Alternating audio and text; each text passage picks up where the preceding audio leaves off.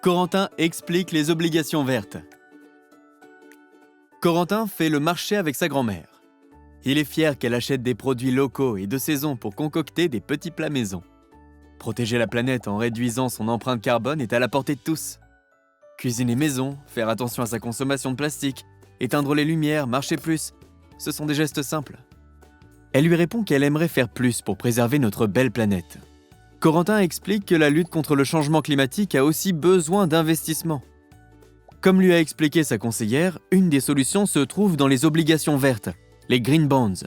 Elles aident à financer des projets verts, à lancer des innovations qui seront des éléments de réponse au dérèglement climatique. Si vous investissez dans des obligations vertes, vous permettez aux entreprises d'emprunter pour financer un projet qui participe au développement durable. Ces projets concernent par exemple le développement des énergies renouvelables, la gestion durable des déchets et de l'eau, l'exploitation durable des terres, ou encore de nouveaux modes de transport propres. Vous encouragez ainsi les grandes entreprises et les pays à accélérer leur transition écologique et énergétique.